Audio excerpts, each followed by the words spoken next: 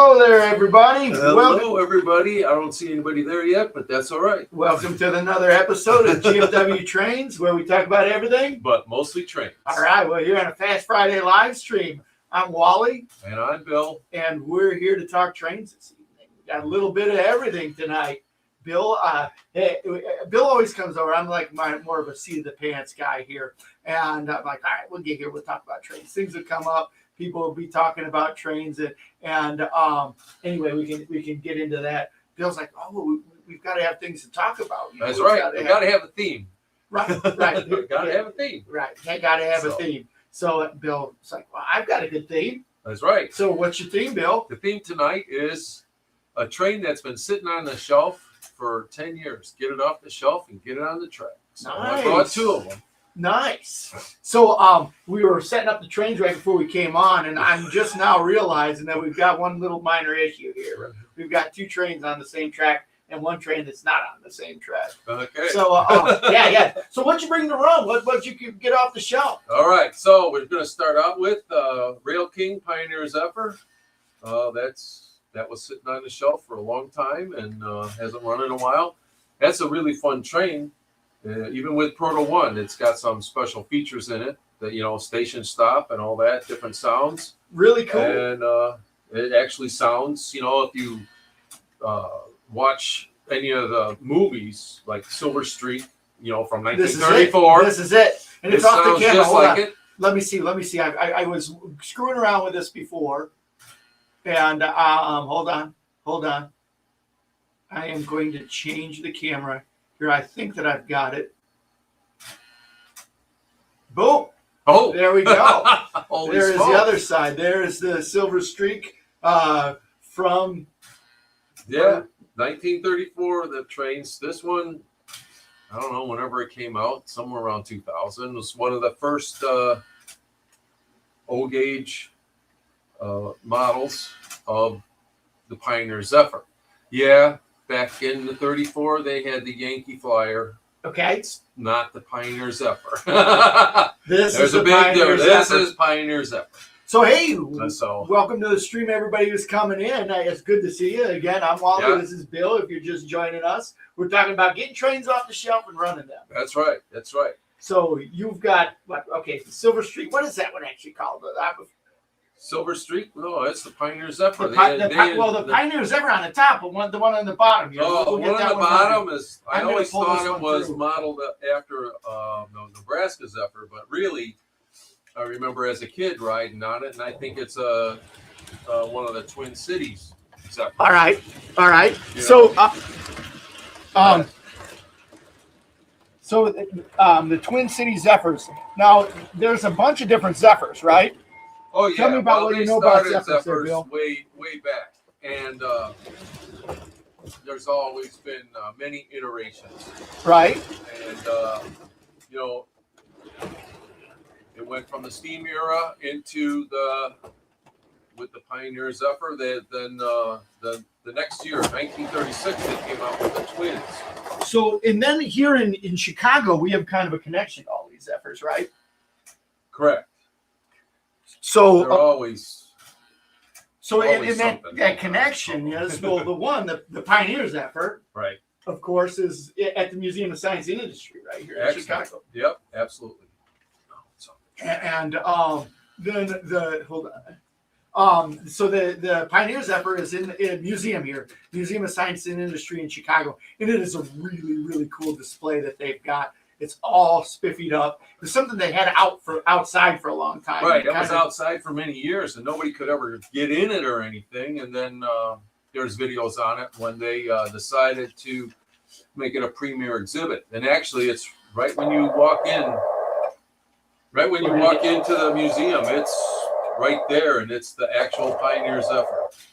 And yeah, that's an old school train there, Wally. Yeah. Here we go. We're going to get some trains running. So then the other one, the Nebraska Zephyr.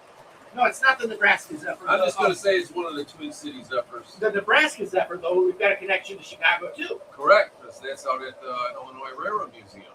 Right. So, hey, everybody who's coming in, I'd just like, again, to say welcome to Fast Friday. We got some good friends coming here. Radar Diddy, it's good to see you back.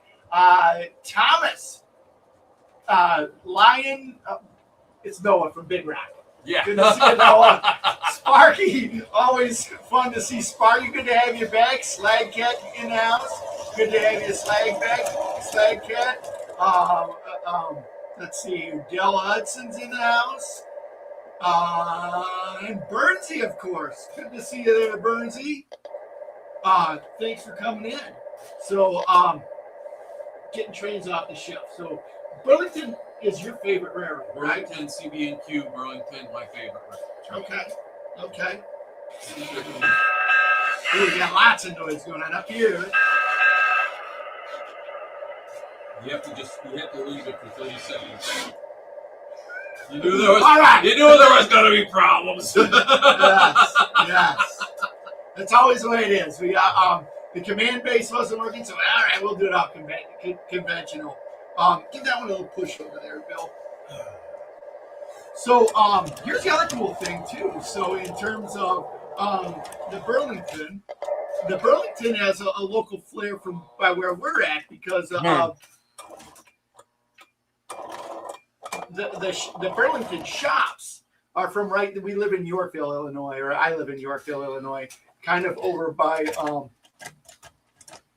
I figured it out. Wait. Yeah, go ahead.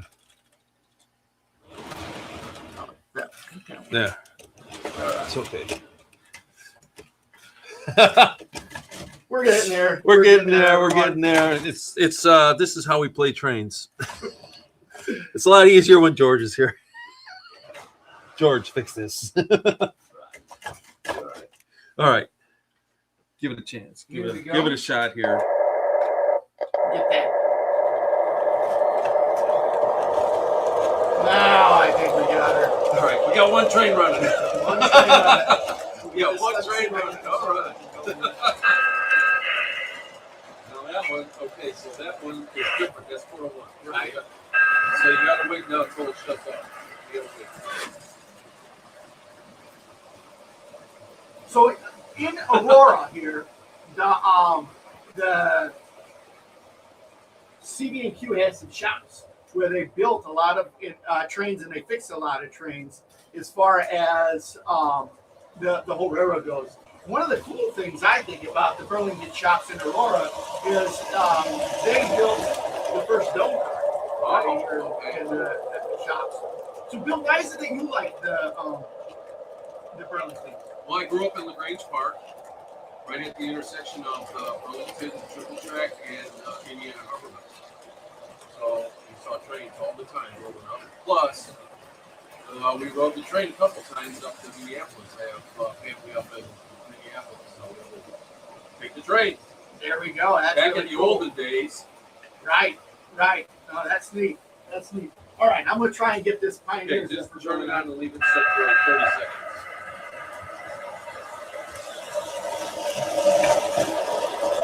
It's going to be noisy now. All right. Gus Hadley with a new nickname up there. Wasted H2F. Devon McKenzie, always here. Good to see you guys. So what's new out in the railroad world with all of you guys? So it's shifting gears a little bit from the trains that we're talking about. I'm getting ready. Next week, I'm going to be going on a train trip myself. Oh, yeah? Where you going? So I am going to be riding from Chicago to Boston. Sounds great. I know, it's going to be really cool. I'm going with my mom. We're leaving from Chicago, and we're going to be going from Chicago to Washington, D.C. We're going to be staying with a friend of mine in Washington, D.C. Then the next day, we're getting up, we're going to stay in Washington, D.C. a day. And then we're going to go from Washington, D.C. up to Boston, stay overnight in Boston, and get up, and we're going to ride the Acela. So the first part of the trip is from Chicago to Washington, D.C., and that's going to be on a new train, or new word train, called the Cargo. And that's going to go down to Appalachia, and then up to Washington, D.C. And Acela, of course, from Washington, D.C. to Boston, and that's going to be on the new road. And then on the way back, we are going to be going from Boston to Washington D.C. on the old Acela, and then we're going to be taking the Floridian from Washington D.C. back to Chicago. So that's what we're doing. All right, so it's Stu ranking in the house. All right, good to see you, Stu. Hope things are going well with you. As always, for those of you guys that don't know, Stu is very involved with the PCA, the Train Collectors Association. Yep. And Bill and I are Train Collectors Association guys. We've been for a long time and enjoying that. In fact, George is too. George has a buddy, and again, you get to that point with trains where it's not always on the truck market, but he's got a buddy of his that is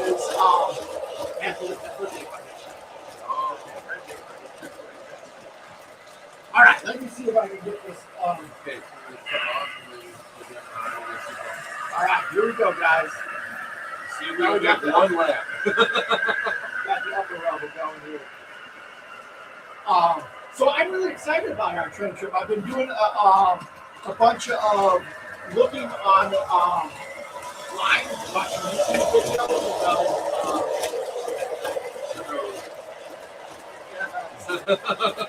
watching YouTube videos about the Cardinals and also about the Floridian.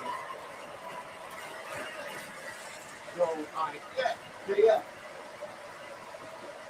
So overnight, or those are day rides? Nope, we got this one down here. So the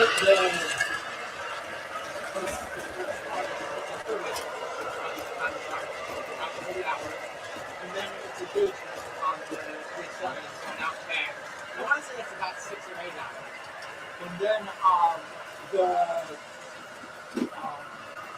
the piece from on the Floridian from Washington D.C. to Chicago is 24 hours. Okay. Yeah. So you and Roulette, Yeah, we got to do that. All right. So it'll be good. It'll be good stuff. Well, we made it around once. Yeah, we did. Once around.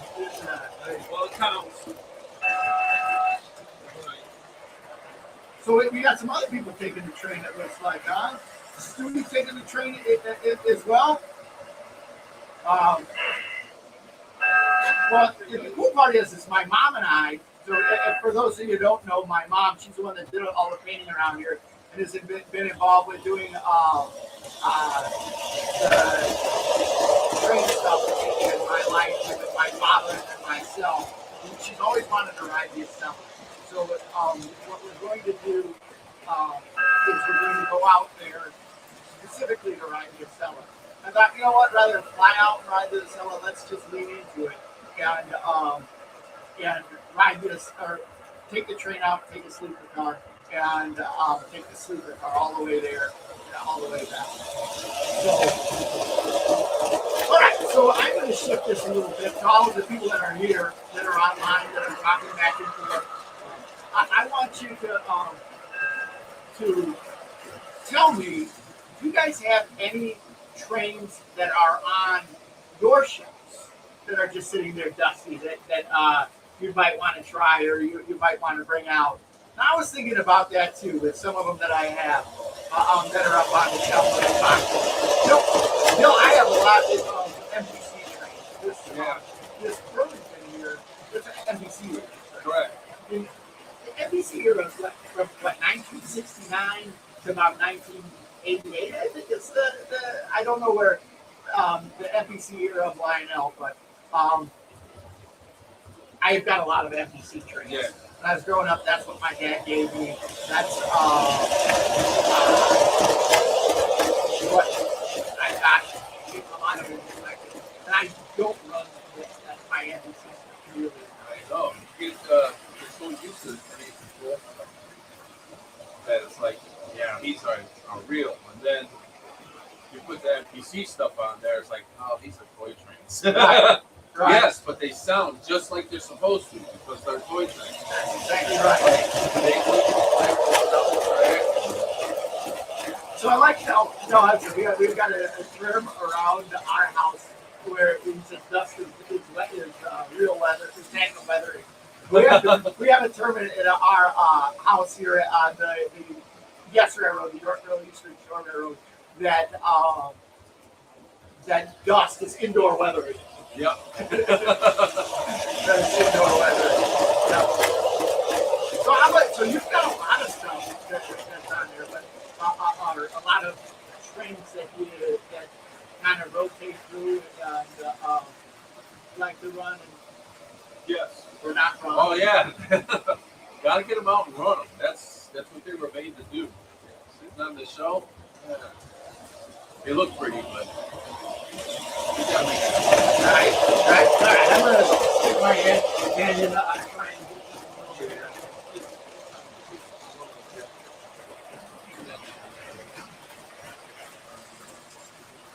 I think I know what noisy.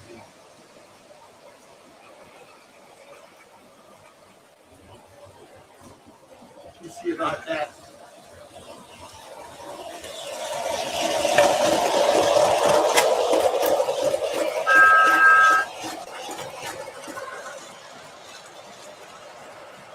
See if this works. Well, if you've got trains that have been sitting on the shelf for 30 years, they'll run. They're just going to need a little help. You know, if they're marks, they'll run right away. Lionel, you might have to lubricate them up a little bit. So I had one that was one of my favorite ones when I was a kid. It was right down in Georgia. It came out around 1990, 1991. And I had to rent it for ages, and it was sitting at my dad's house. And anyway, I got that one from my dad. He got it out. It's in reset mode. Man. I knew it's going to be a pain in the neck. Sorry. So, yeah. So anyway, I got that northern house, and I went to run it, and that reset. Oh, yeah. It's like a rock. Yeah. So I had to, it was hard. I took it apart and I had to break the grease and I forget exactly how, but I mean, it was hard to really get in there and get that grease.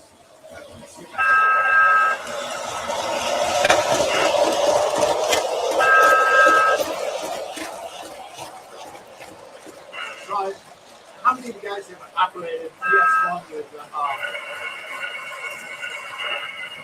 it's about ready to Yeah. go out there? I'm just taking off. I'll take that. Sure, once we get it going. Here, hold on. Let me do it. Try one more time, Bill. Okay. Less than 10 minutes. Got it on there. Okay.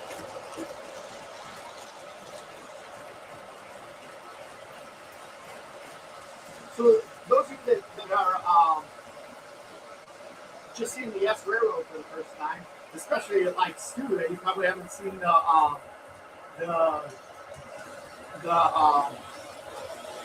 Yes Railroad in a while. We've done a lot of stuff. We've got two levels. We've got upper level, we've got a lower level. It's basically a double dog one that we've got over here. No, Stu's asking if George is running the MPC Burlington set. It's running all by itself. All right. I had to find something that pull it.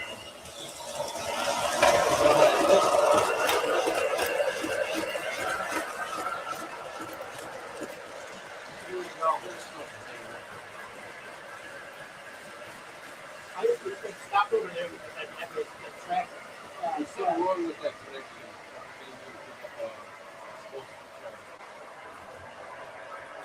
There it is.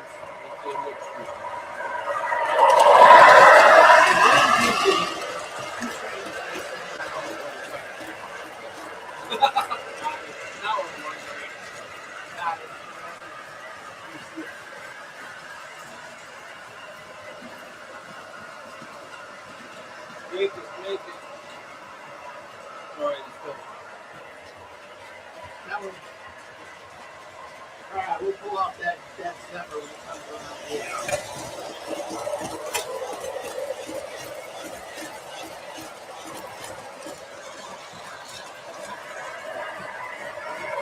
I swear to God,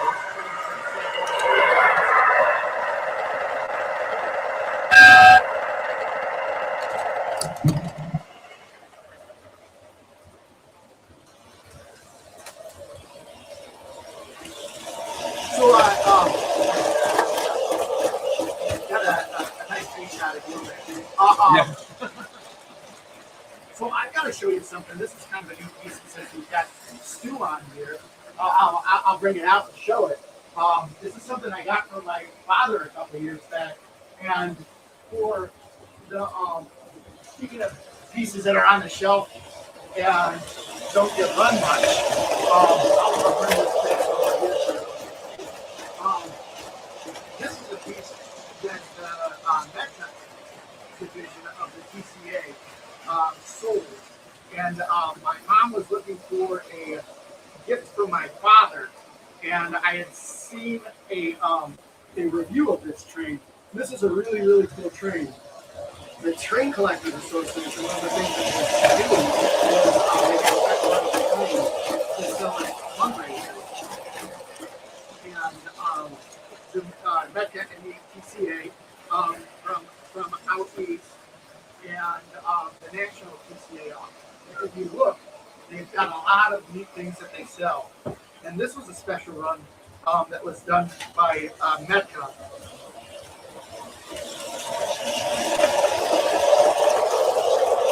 And I thought I don't know. And I didn't even want to buy it at the time. And my mom was looking for a Christmas gift from my father. So I talked her into buying her. I don't remember if it was Christmas gift or birthday gift. But I talked her into getting this one for my dad. And wait till you see this one. This is a beauty right here.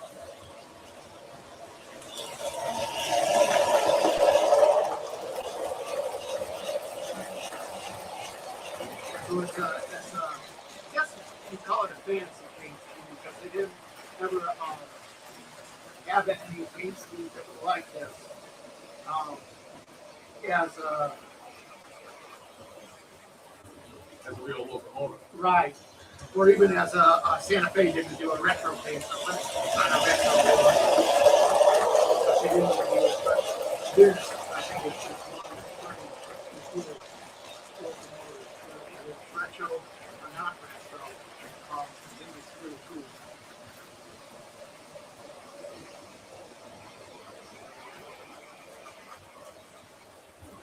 Yeah. Cool. That one right up there close to the. So it's a ST7 ACU with the Santa Fe strike on there. Look here. I don't think I can run it, unfortunately, because I'm going to try the taste one more time on. Okay, no, actually, I don't know what it's the program. I'll try the program before.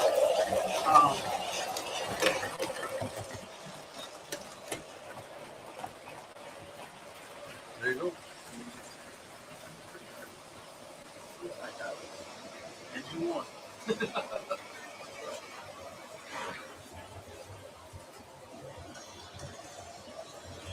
No.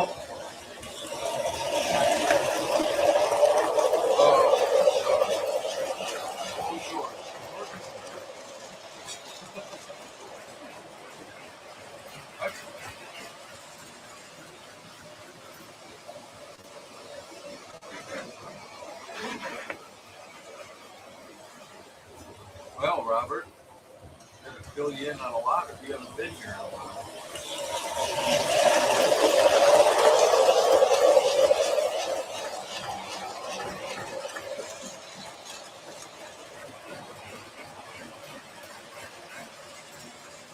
Let's see here.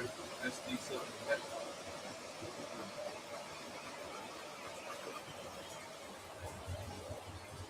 Yep. All right. I'll roll this in here real quick.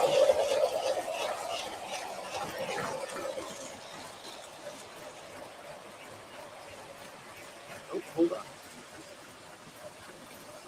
No, it's not gonna.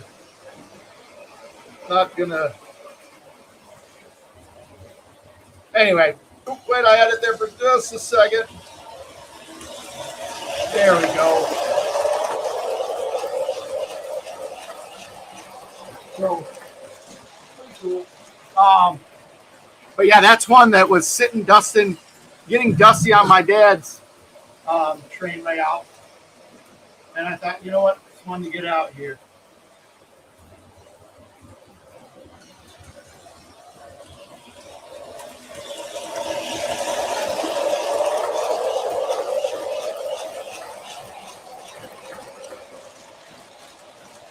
Yeah, that at Burlington set's a pretty cool one, isn't it?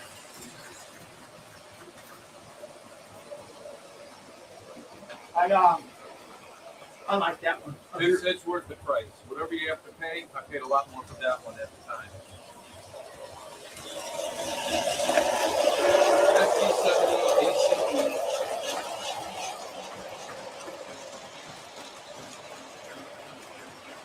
Never get it. Say it's a B. There we go. We got the good old big boy. That's not the big boy out now.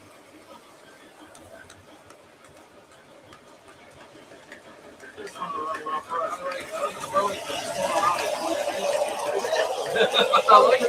So, all right. Or a difficult toy train speed. To that point, I was online today, and I was thinking to myself, I wonder what kind of Guinness Book of records there were for model trains, like Yeah. the longest train, or like the largest model railroad, and the largest model railroad is over 3 million. So I forget what the longest train was, but it was an HO train. That's what I thought. It said that they did a fancy spiral. Oh, did they really? Is that what it I don't was? know. It just said something in the on the website. This is this is what it is. So, but it didn't have any pictures or anything. Oh, But there was one that piqued my interest. I don't know, man. It doesn't seem like it's something that is super outside of the realm of things, but fast. What do you think the fastest model train would be? Like how fast? How fast? wow. Like in real miles now. Yes. 65. 65. That's what I was thinking. Like right around 65. I think around 30. Really? Yeah. That seems kind of doable, doesn't it? Yeah. Like, I don't know. It's really funny you say that, and then right away my brain goes, in live steam, when I ride my steam engine, you're like, how fast will it go? And I'm like, I don't want to know.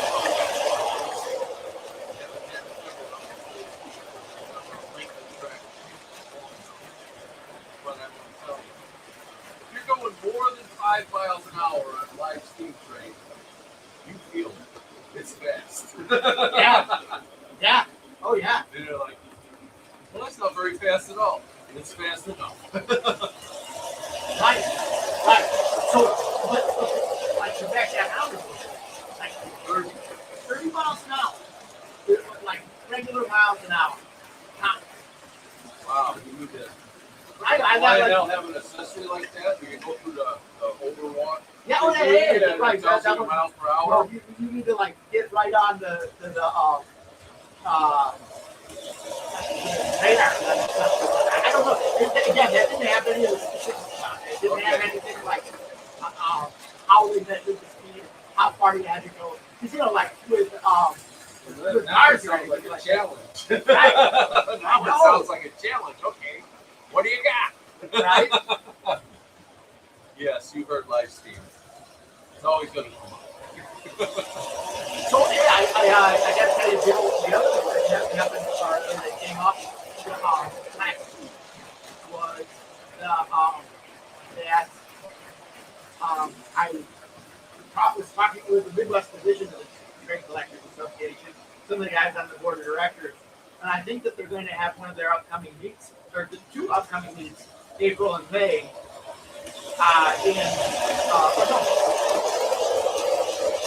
April and May. No, March and April are going to be in St. Charles. Okay, March, April, and May. But I think that we're going to have another open house at my house after one of those. Okay. We're going to try and have an open house at my mom's house. Yeah. Right, right. So if you're part, or if you live around the Yorkville, St. Paul, Market area, make sure you hit one of us up. Put something up in the comments here. We'd love to have you out for the Train Collectors Association. Right. You can come to the train meet as a guest, and then afterwards come to some of the open. Right, right. Yeah. I know So, you heard it, James. James, Open you got house. that, man. You got it. James, not only at my house, but then over at my dad's house too. We'd love to have you over and enjoy that. It's been so long. I can't believe we haven't had you over since the last open house. But yeah, come on over. I'd love to have you a part of that. So that's on the deck. And then the other cool thing about the open house, at least for me, is that's like inspiration to get going and do something. Like, Yeah. like, hey, upgrade the layout. Right. That's kind of where it's at. So, good. For those of you just joining the stream, welcome. I appreciate you being around. If you do me a favor, smash that like button. It's been a while since GFWtrains has been doing any live streams. So by hitting that like button, it kind of shows the algorithm. Maybe we're doing something a little bit right. It pushes us out and all these people are used to it. But Bill and I decided that either with or without George, what we're going to try and do. Try and do something. Right. You got any ideas of a theme? Let us know. But we're thinking about trying to do it every other week. Pretty much. If George can join us, we've got the missing name. We're taking a big care over there. If George can join us too, if George can't join us, that's fine. Right. We're going to be doing stuff. So, yeah, that was what we thought. This format here with the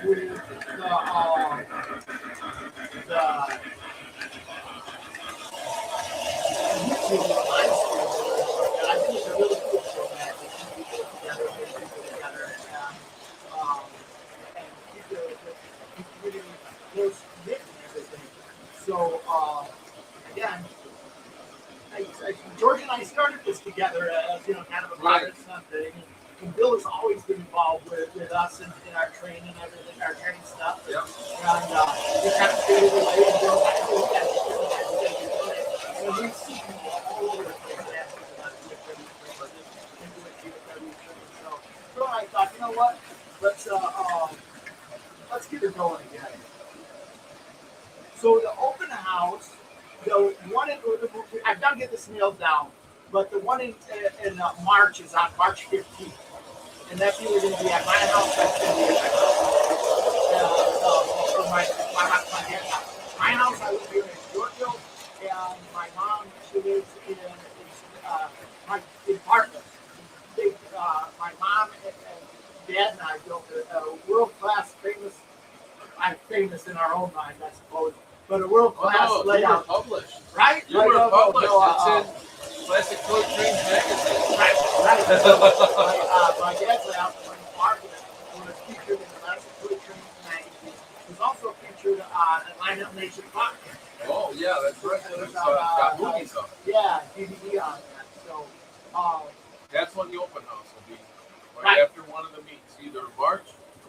and so we'll get that dialed in a little bit. We'll let you know in 2 weeks. Yeah, we'll let you know. We'll start to get that dialed in. We got a lot going on coming up. Next weekend. Man, Valentine's Day weekend. Yeah. Oh, Yeah, I'll be out of town. I'll be out there in DC. You'll be riding trains and Midwest Residents are going to meet. There's also going to be train show up in Princeton. Oh, yeah? Oh, yeah. Nice. So still brings up 24 hours stream. We did Black Friday 24 hours stream a couple of years ago. Oh, yeah. That was good stuff. I would love to do something like, not necessarily 24 hours stream, but I would love to have a stream where we were able to bring in all of the real cool people that we brought in on that 24 hours. I told you before, it's like I really expected GFW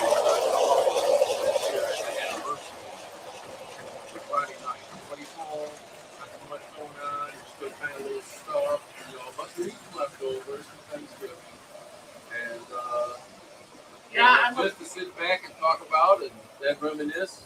Oh, you lost your stuff. Oh, that one Oh, I got came off the tractor. No, it was good. For those who don't remember, I think it was 2019 on Black Friday. We had a 24-hour live stream. We live streamed 24 hours. And a couple people stayed up with us the whole time. But on this live stream, we had a lot of really cool people from the model train industry, both from class and toy train, we had Roger Park, we had a couple of officers at the PCA, Myers at the PCA Museum, and I had some input there. And it was a really, really cool thing. the 24 hours. Yeah, we were doing train races at 2:30 in the morning. Yeah, right. The poor George was getting pretty tuckered up. Right. So, the weekend around to March 15th. So, there's two pieces of it. They'll both be really cool. The first piece is that we've got a Midwest Division Train Collectors Association meeting. That one starts at 10 o'clock. That's correct. And that is going to be in St. Charles. That'll be at at the Moose Hall in St. Charles. Right. So, if you want to see the Midwest Division calendar, go to the website, which is tca-midwest.org, and it should come up right away. The calendar's right there on the front. yeah. So, if you haven't watched the picture, so, and I'm not going to confirm whether the one in March is going to be here in North or in Bartlett, but we're going to have one. And then, fun fact, March 15th, which is the date of the open house, and the date of the train show, that's going to be my birthday. So we're going to have a birthday party here in Bristol Albany. So we're running trains, having an open house, we're going to have a birthday party too. So, yeah, man, Rails of Illinois, let's stay in touch. Love to have you for all of that stuff. It'd be really, really cool to get going on that and do that stuff. So, and Stu, man, Stu, hop on that train. Come out here. That's right. Yeah, we'll pick you up. We'll put you up. There's lots of neat stuff to do out here. Lots of neat railroad stuff that you can do. But, so if you come out here, we'll show you good time the whole time that you're here. Moose Hall. Man, I'm having a hard time. I'm going to be talking to you. I know. All right. Yeah, you got to be fucking for me because can't believe what people are typing on here. Yep, we'll need to have a happy birthday song when we're doing that. Yeah. Boy, you know what, Stu, I appreciate that. In terms of the way that whole GFWtrains started and that 24-hour live stream and everything like that, we enjoyed it. You know, and as everybody here knows, the whole hobby is fun. Collecting trains is fun. But the best part about collecting trains is sharing it with others. That's right. You know, when you first start getting into this whole toy train thing, it's always like this. It's like, oh, I gotta buy more, I gotta buy more. Right. And then one day it dawns on you, how many more do I need? Right. And it's like somehow it's not as exciting. And then you have to start going like this. You have to start sharing it. No, I agree. And then it's even better. Oh yeah. Wally, I still have, I just gave it to my grandson last year for his Christmas present. A hands-on layout that I made for my daughter when she was 5, which was 33 years ago. But we used to take that. That was one of the first hands-on layouts at train center. Right. Milwaukee was like, "What? You're letting the kids play with this?" Of course, it's a toy. Right. They're supposed to play with it. And the key to that is just to form a sheet, but one corner is the engineer, but the other corner is the layout. blow the marks whistle, and other ones will make the gate come out, or ring a bell, or make the gate come down, something like that. So there's always more than one person involved in the way. And that's where you start really feeling the enjoyment of toy trains. It's not just that you have it and you're using your imagination, but you start to watch other people, and that's really fun. I Of know course, my- then we also have train races. Go down the history of being exciting. I look at pictures now, when George was 9 and stuff like that. We were at Train Fest. It was so much fun. When it was set up, it was so much fun.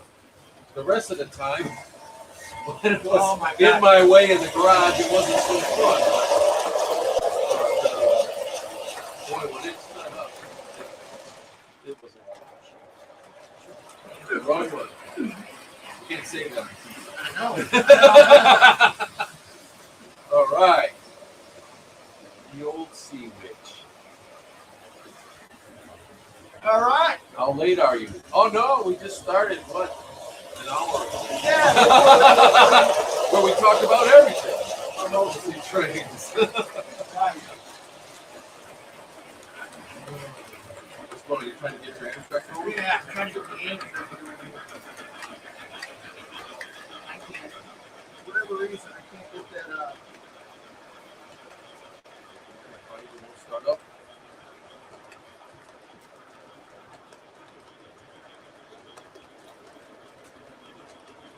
Always technicalities. I had a long day at work today. I think lately every day is long. Okay. All right, here we go. I think I got this guy going now. Right. Not even a sports guy. You're hoping the Seahawks win. I think I was listening to the radio on the way home, and that's kind of about how everybody in the United States feels, except for the Patriot fans. I'm saying Patriot fans, not everybody that lives in New England is a Patriot fan. So most of the people are rooting for the Seahawks. There you go. That's how it works. Take 1 inch and off, cut the other inch, and that wants to go on. Yeah. Much better. Much better. All right. 3 trains running. Finally. Finally. Okay, now we can relax. Yeah, we're going to start the stream again too. Yeah, Every 2 weeks, we're trying to come up with a theme, some kind of history, either about the toy train or the real train.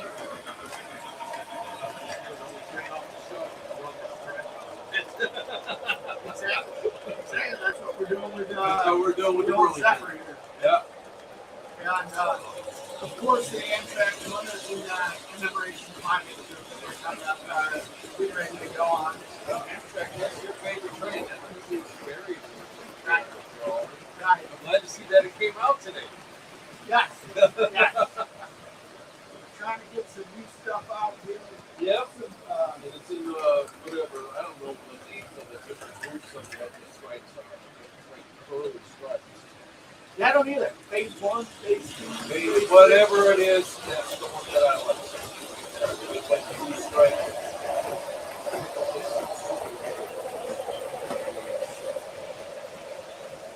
Now that one's crazy. We got all the conventional stuff going on there. Yeah. Old school. No, it's cool. Let's see here. The Amtrak runs through Yorkville, the town where I live. And that's going up. I didn't see Amtrak very much. In Bartlett, we were on the Milwaukee Road main line. We got a lot of cool Milwaukee roads, including when I was really, really young. I don't remember too much about it. We had the actual Milwaukee Road passenger cars when they first started the inner city, or not inner city service, but the commuter service for Chicago. But then Amtrak never came to town. To see that. And I enjoyed Amtrak. That's why it's my favorite. And here in Yorkville comes through. The California Zephyr comes through Yorkville on its way Right. twice a day. But it comes through. I worked at Downers Grove right on the triple track. I almost set your watch too. Most of the time. Anywhere, set your watch. Okay, anywhere from 2:30 to 2:15. Yeah. Well, here's an interesting tidbit. You know the Mona was the first ever sports event, first locomotive that ever actually built it? Well, that sounds about right. My dad used to work for the Mona, right? And he loved the Mona. But one of the things that he would always say is that the trackage was never good enough, or at least when he worked for the Mona, the trackage was never good enough to hold the really heavy engines. So that would have been a heavy engine. The Ford 7.4. I forget they had a big 6-axle diesel. I forget what kind of one. And he said that the tracks couldn't handle that big 6-axle locomotive. Wow. You're like, all right. Yeah. Cool. All right. What was a tidbit? 410-4, the steam engine, and you got it. Gotta have a lot of straight track. Yes. Gotta have a lot of straight track. I always like the story about the Russian train that had worked in there. They came over and saw the Yellowstone, 210-4, whatever that was. I'm like, all right, we're going to build that one bigger. We're going to build it. So they had a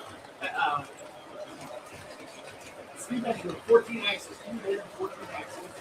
And they would, I couldn't imagine them trying to go around the curves on that. Yeah, no, that's it. It was an Alco C628. And he said that those, the 6-axle sills on those, were made the train extremely heavy. And they would always have problems with those Alcos on the Mona when he was working for the Mona. George and I were talking about this the other day.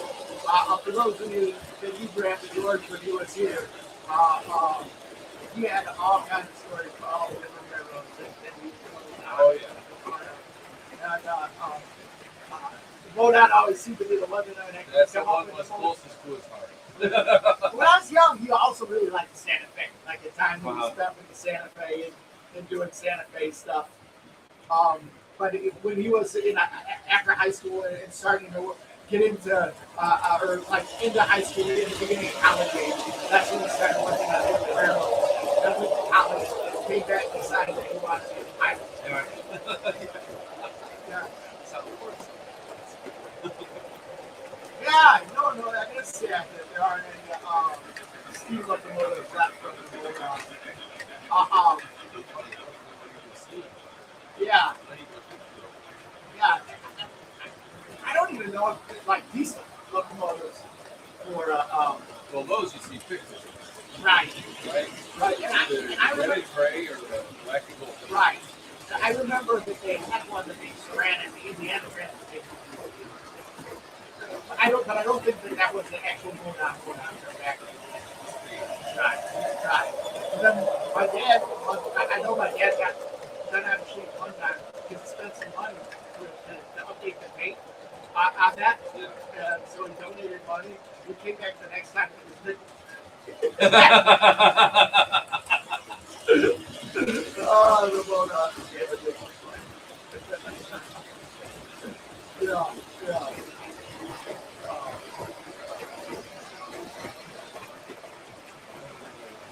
Right. So the Indiana Transportation had a pair of Mona ambulances. But I don't know. I don't think that they were actual Monon F units. I think that they were nickel plate F units. And like I said, I think that ultimately they converted that back to at least the last time I saw them, they were like things now. But they those ones that Indiana Trains Station, they those were the fair trains where they would run them up and down the old Monon tracks into the state fair there for the state of Indiana. Yep, yep. So that music still, you'll see it brings up a good thing. What's your favorite FP? Is it the silver Burlington? What's your favorite FP? I'm gonna have to go with the classic. I don't think anything beats War Bonnet. Santa Fe War Bonnet. If it's I know all that's shiny kind of chrome, yeah. I think it's all cliche. No, I'll even go with the blue and yellow. Oh, okay. Like the War Bonnet, blue and yellow, or the I prefer the silver and red over the blue and yellow. But yeah. How about you? I didn't want to tell him. Oh, Ellen, my wife. Right, Ellen's. Ellen loves her Atlantic coastline, the That's purple right, one. that purple. Right. Purple one. Right. Oh, so this is another one that's really good that I didn't think about. At least a railroad. I know we're talking about two names, but we're talking about here. But Missouri Pacific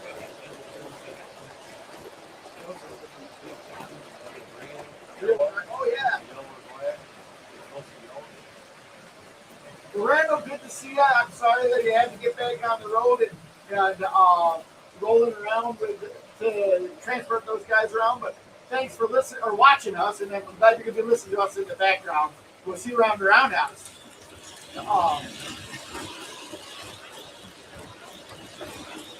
Our mics are picking up our Yeah.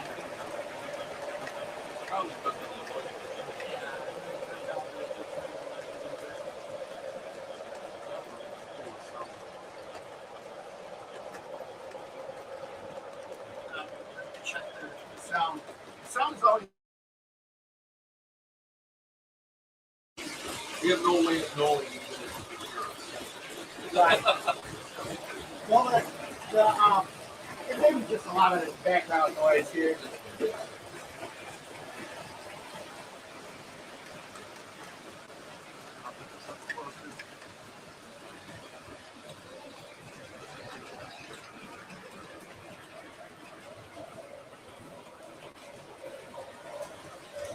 Maybe that'll help out. I got one last thing that I would try.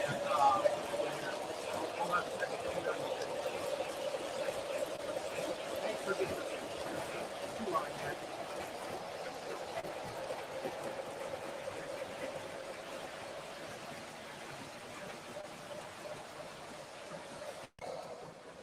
Test.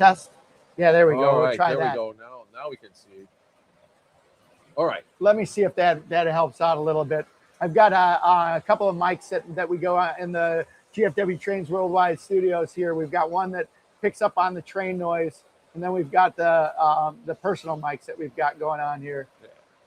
All right. All right. Thank you. Good. Thanks for giving us clued in on that.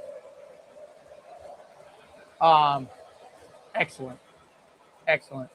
So sorry about that. In terms of the noise, like I said, it's hard for us to. It's hard for us to tell. It's actually noisy in here. Right. We got trains running. It's noisy in here. Right. But that's part of the fun. Well, not necessarily the fun when you're listening to a live stream, but that's part of the fun of the trains is all the noises that are going on. Yeah.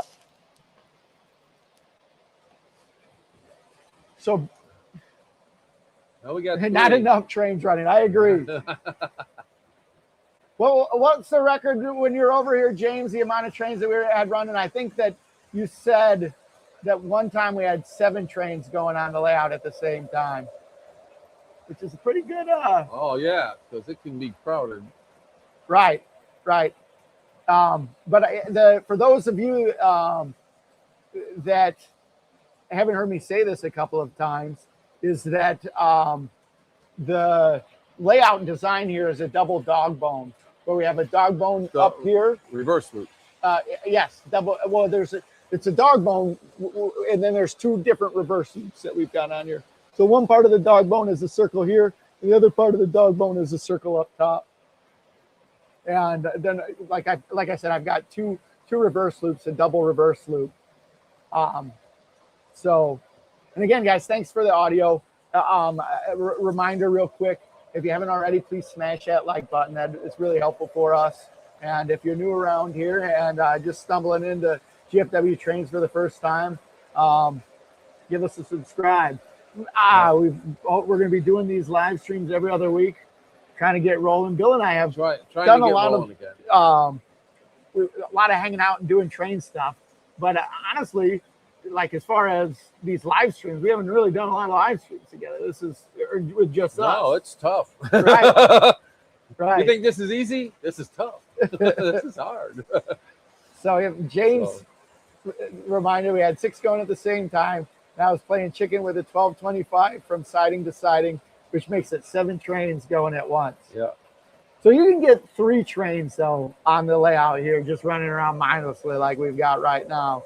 1 on the top and then 2 down on the bottom where we've got 2 main lines. So we can roll that around. Hey, Ravenhawk, welcome to the stream. Good to see you. Right. Good to see you. Oh, boy. Here we go. Well, here is a situation that I got to let everybody in on, right? Yesterday's February 5th, was Bill Cabernis's 69th birthday. 69. 69th birthday. So in comes, all right. The beautiful Bella, Yay! my wife. Come back over here, Bella. It's all right. It was Bill's birthday yesterday. Yay! So we decided that we were going to have on the stream a little birthday celebration. Happy birthday, Bill. All right, thanks. Happy birthday to you. Happy birthday to you. Happy birthday, dear Bill. Happy birthday to you. All right. Yay. A good wish. Yay. All I right. wish I'd make it another year. All right. Look at that. It even has a smoke Oh, unit. yeah. Good smoke fluid on there. All right. We got some Excellent, tiramisu excellent. Yeah, here. I heard that tiramisu is a favorite. Yes, it is. Happy birthday to the Rocket Man. Oh, yeah. Wow. Oh, yeah. I want some of that cake. Yeah. Off the diet for Off 5 minutes. off the diet. Birthday. You got it. You got it. You guys want some milk or something? It'll be- But you just grab one of these corners, huh? Yeah. All right. Is it too Might much? as well. Might as well. Here, I can help. Here. Thank you, hon. Sorry to Here. interrupt this. Okay. So for those of you that don't know her, look at this. Look at our viewer count. As soon as she comes out here, Yeah, I like, know. Look Up at and up everybody and up. showing Right. Yes. Train Finder Craig in the house. Holy You came smokes. right on time, man. No, that's good, honey. I'll take that one. There you go. Train Finder Craig. Yeah, we gotta make sure we celebrate. What kind of Bill's trains have birthday. you find?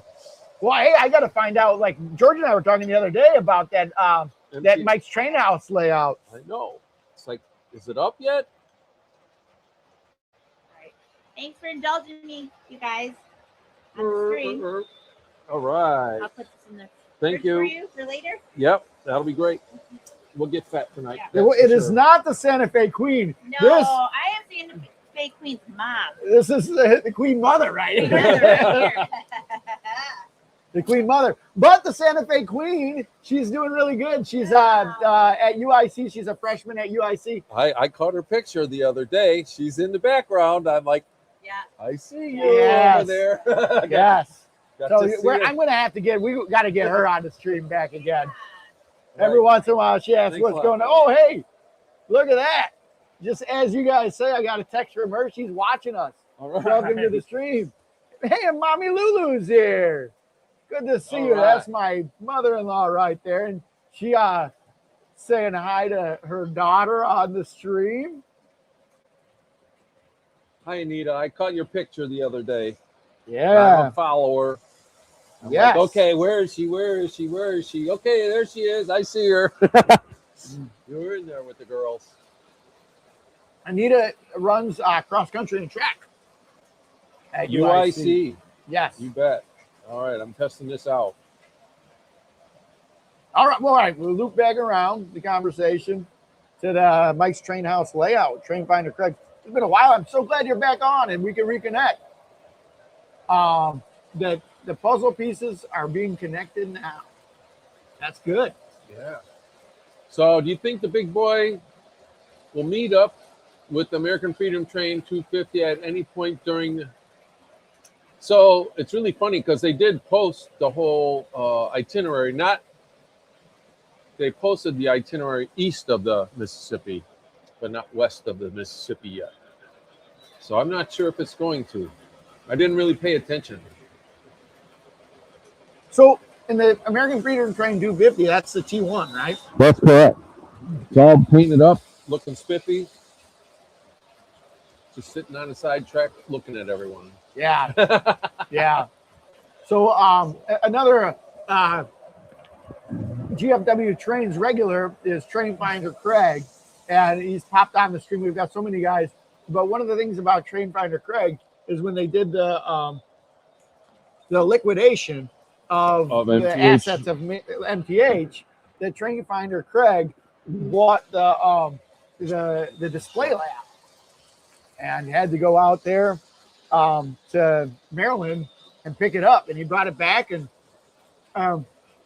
last time we had gotten in touch with Craig, he was trying to figure out how to get that all together and how to display it properly. And a lot of big ideas, and we hope that's coming together. So right, the original American Freedom Train, Right. America #1, that one Oh, is, yeah. is at the Elko. no, that's the T1, the original T1. Oh, you're talking about American Freedom Train. Oh, right. Okay, yeah, there's Because two. it's like the Oh, the Freedom Freedom Train. Train. The I don't- Freedom Train is actually from earlier. It's that back in the 40s, Right. right? That was an Elko and a couple of passenger cars going around.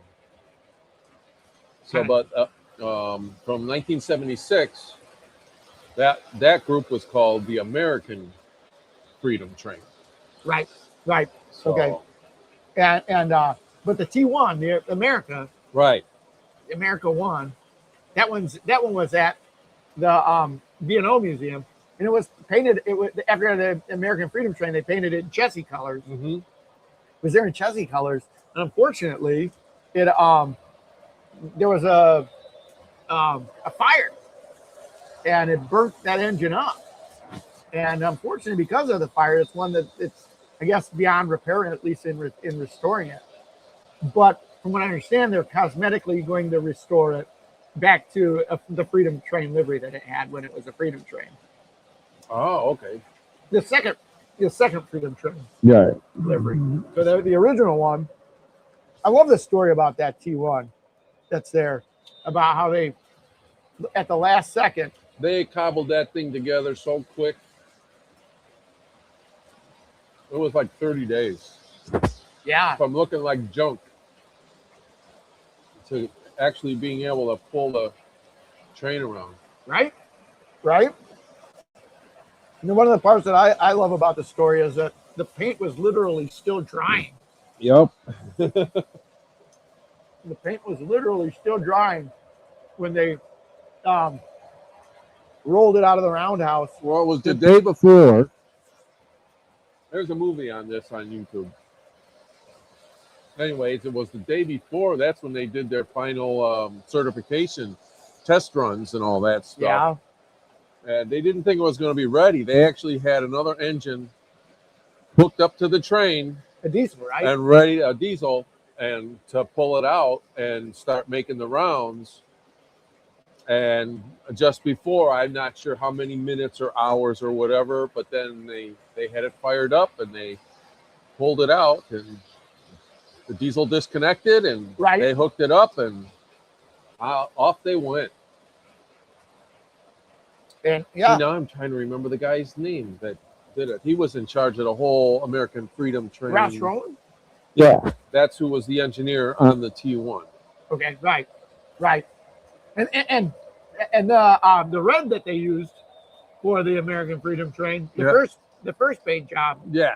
it wasn't even red. It was like more of an orange. You're And right. they didn't realize that until after they got it out and got it rolling.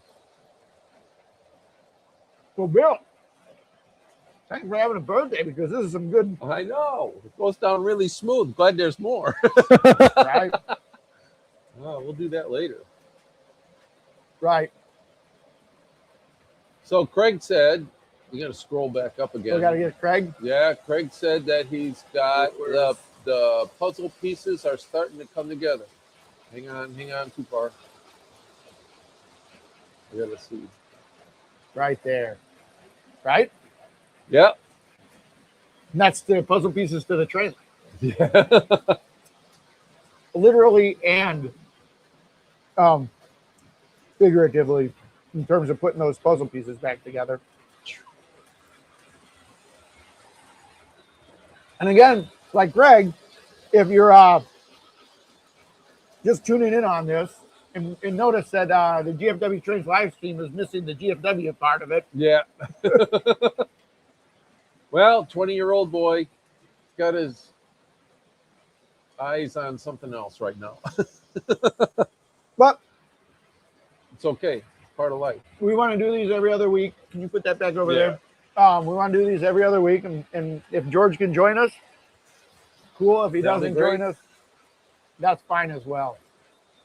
But it's always nice to have him on. He's kind of the inspiration for our layouts. And Did you turn the Burlington off? no, Okay. yeah, he's the inspiration for doing all these videos and everything like that. And if he can help us by joining us, cool. But otherwise, we wanted to get together and talk trains with our good group of friends here. So, where are we at here? Okay. Oh, that's neat. So I didn't know that they moved the American One into the roundhouse. I think that's what you're talking about, right, Slide Cat?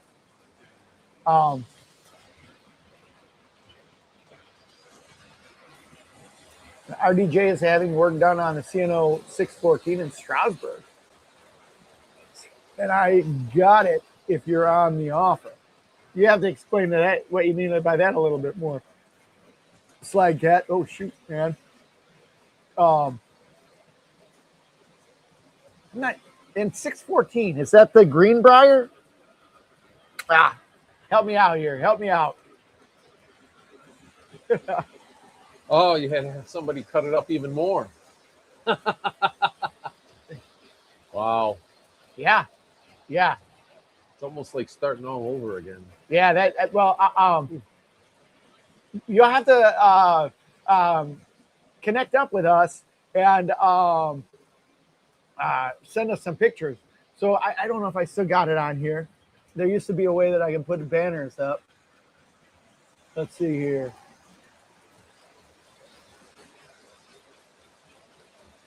Oh, nope. Let's see here.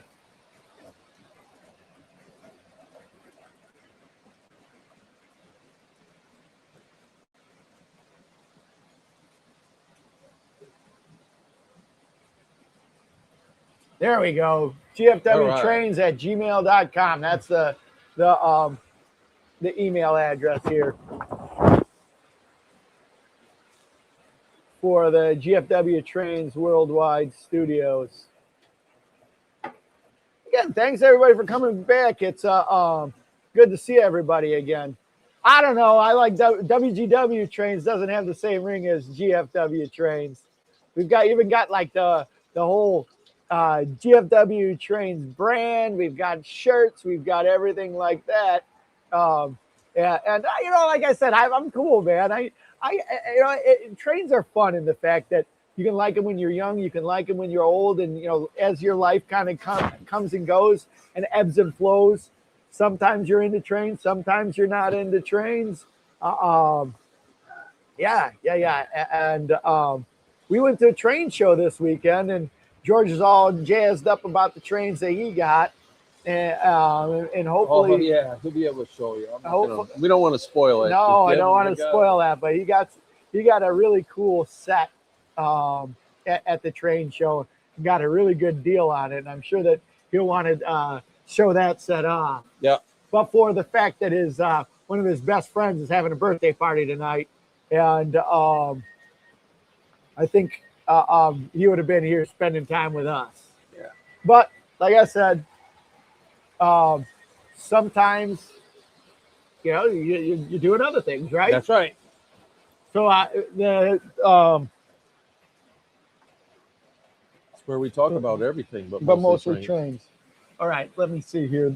That one.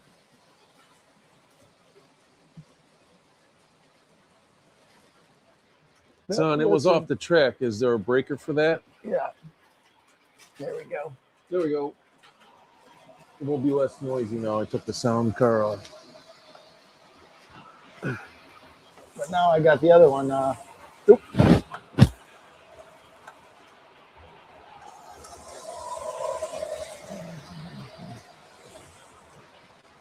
Gosh, well, I hope you didn't lose your touch here running trains, you know, conventionally. Yeah. You're so used to running them with the remote. It's like, oh, wait, now I got to push levers.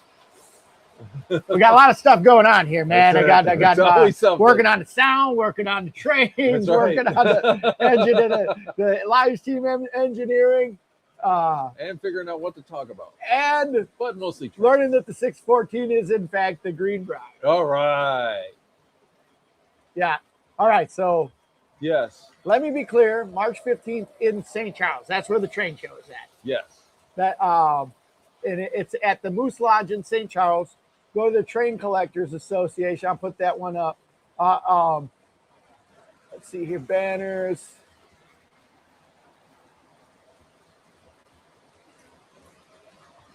TCA-Midwest Division.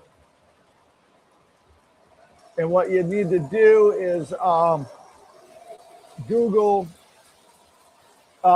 Midwest Division TCA. If you just Google that, it'll come up with the Midwest Division's web page.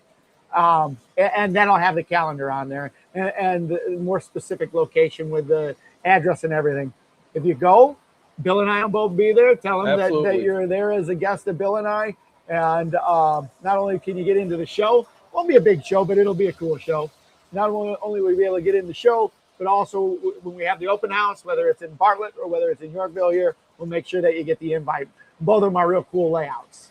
Right. And of course, Milwaukee Road, James, if you're up for it, we would love to have you as our honored and guest engineer, as you always are. You're a huge help in doing that for us. So, yeah. All right, here's a good question for You're you. gonna know that. Do you know this one? Not a clue. What were the Canadian Nationals 484s referred to before they changed the standard northern name? I'm not sure. I'm not sure. I'm sure that you're going to give us the answer to that. So cool, James. Thanks for looping in on that. I know that it'll be good to see you again. And I haven't, beyond Bill, I don't think I've had anybody else over here at the train layout operating trains like together in a group. So It'll be fun to have everybody over in a group again. And I have to get on the train layout, making sure that I get everything. I'm thinking that on the train layout here, my upgrade to the train room might be just like a keg of beer down here or something like that. That would be a good upgrade. Right. Right. Confederation. Sounds Get that good. Confederation out there. Oh. Yeah. All right. So, all right, I put this out there before, and nobody really tuned up on this.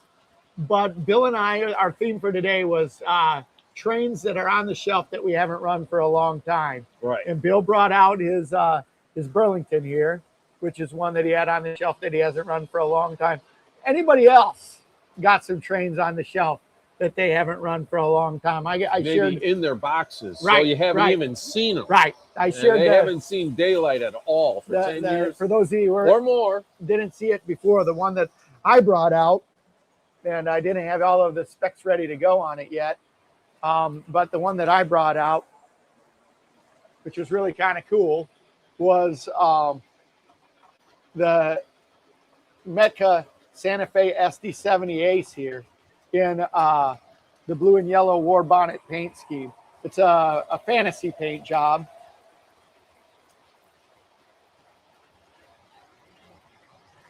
But a really, really cool one nonetheless. And I think, if I remember correctly, I know that Stu's not on here any longer, but I think that there were only 28 of these. These were made to order. Oh, And I think that there were only 28 of these that were made. So not only is it a cool piece, it's a relatively rare piece. But you brought some other things that like you made me recently. look over there. Right. So Bill, the one thing that Bill does that I have not done as much is Watch auction houses. Bill likes to watch auction houses and buy stuff from auction houses. That's right. Stout Auction House one, and then the other one Yep. being Cabin Fever. Cabin Fever being another one. They both have their pluses and minuses. Like Stout Auction, they have all the high end, and they got a lot of high end bidders too. So Yeah, right. and Cabin Fever just has stuff, lots and lots of stuff.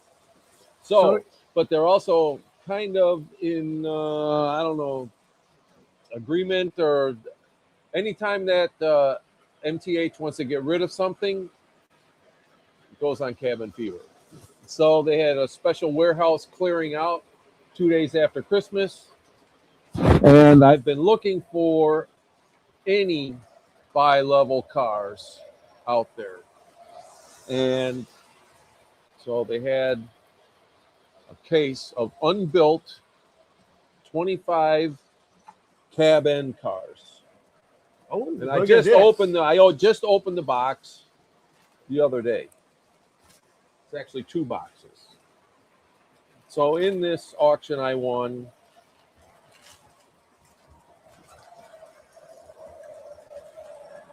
Well, that's cool. There's the molding for a cab end car. So, all right, let's back that out a little bit. This car is for a bi-level commuter car, right? Right. And this is smooth sided, so it's not like for Burlington where it's all fluted. Right. This is more like Chicago Northwestern. I don't know. Metra has some smooth sided stuff. Yes, they've got smooth sided as well.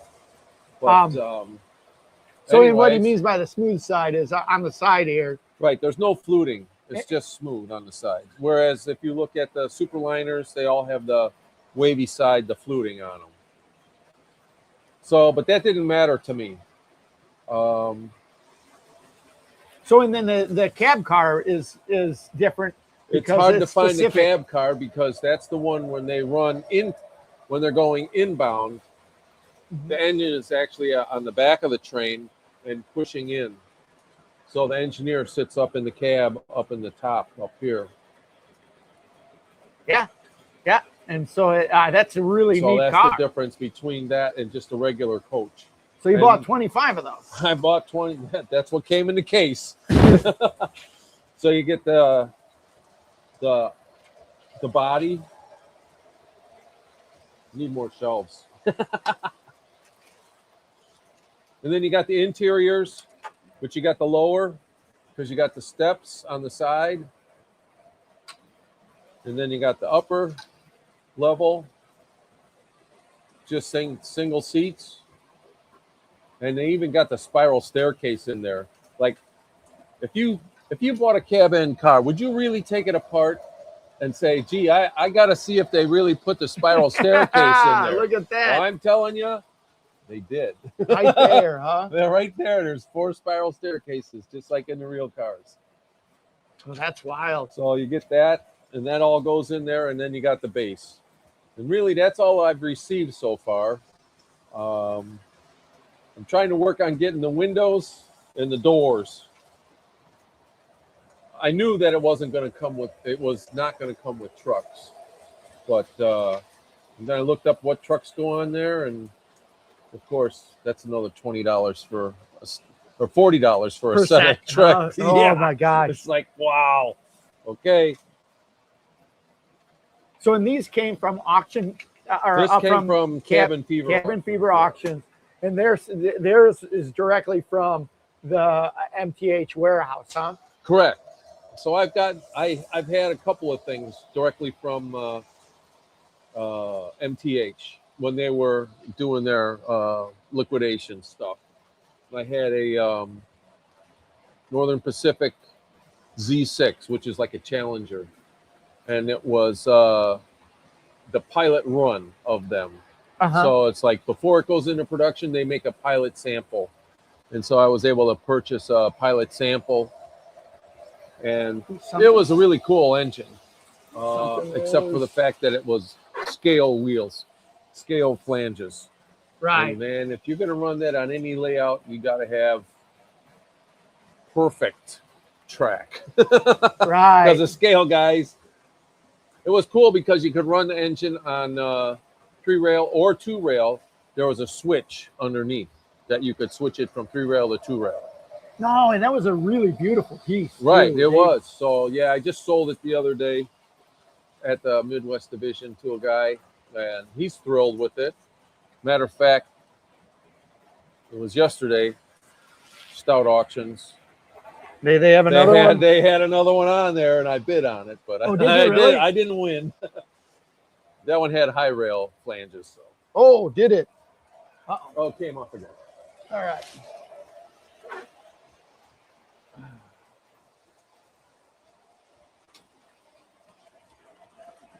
So I know that anybody who has a train layout has this thing where when you are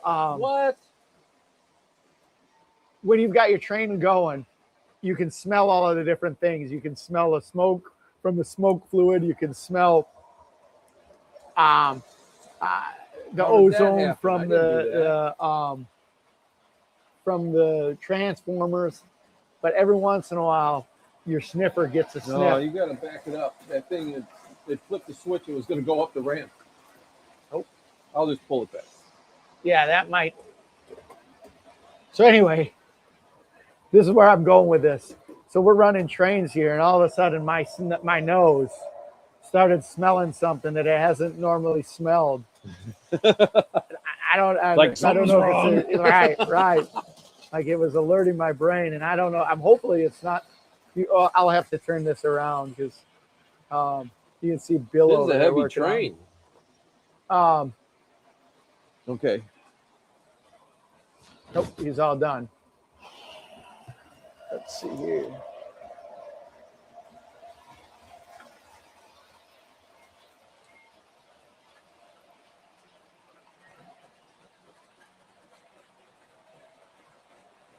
It's on.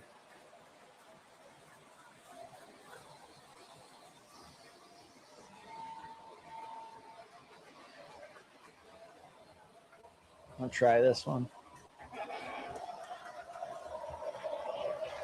Bear with us, folks. It's always something. Well, I like Mike's Train House trains. I like Mike's Train House's operating system, DCS. We've got it working on the layout here. But one of the things that I've never, ever liked, and I guess it's probably because my background is running conventional, when I was growing up, is conventional Lionel trains where you've got your 3-position E unit, is conventional Mike's Train House stuff. It just drives me batty because you've got all the electronics in there where they came in with the first proto sound system, and the dinks and the clanks and everything. Oh yeah, startup is always a challenge then. No crashes. And I can't hear what's going on over there, whether it's clinking or clanking. It's ringing a bell. It's like you almost have to start over again. Because Yeah. it'll be in reset mode. Yeah, the GFW chairs, they're cool. Well, thanks, man. There's another cool part about the GFWtrains chair. Bill, you have to get up for a second.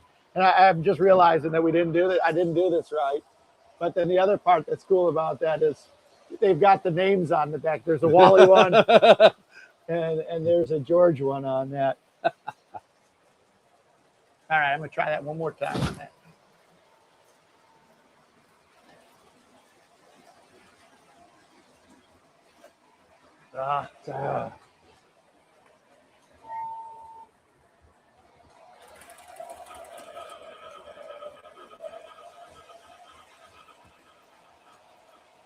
Yeah. No, the question is did we crash? Yes, we would. Everything is not copacetic on the other side of the screen here. We'll go. Let me. I've got the another camera. Let's see here. There you go. That is the other side. And as you can see, Bill's over there. We got working. the kink. The kink is the thing causing the problem. Oh, is it? Over here. Yeah. Yeah, it's Gomez's fault for sure. But no, that'll be all right. See if you can get that Amtrak, or like It's on, but it's dinging. It's like it's in there now. It's on. Come on, start moving. There we go. We got her going here, boys and girls. All right, train races. There we go. Oh, Burlington's winning. All right, we'll bring this back around. and you guys can see over here on the other side with this camera. This is the other side of the train layout where we've got Yorkville. The big boy is going over the Yorkville area where we've got a coal tipple and a coal area. And then where the big boy is going right now, that is the Chicago section of the layout. You can see the Chicago skyline there. The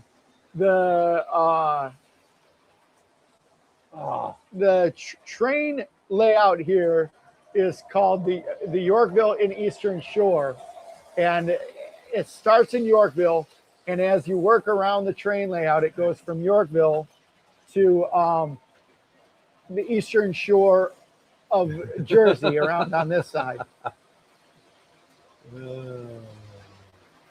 This side's got, there we go, and you can see over here the Jersey Shore.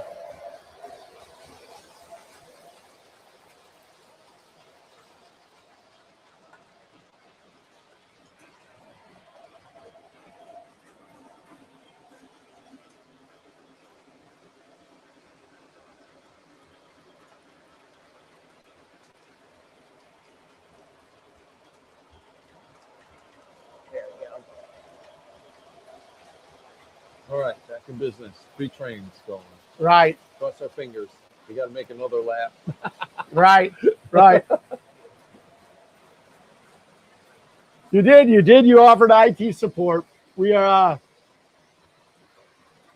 small operation here, even though it's the worldwide studio. Yeah. Right now, we're just trying to keep trains running and keep them rolling around the track here. So, yeah, I'm looking forward to that train trip with my mom. But one of the things that I did look up on YouTube, at least in terms of being in the sleeper car, is the dining service.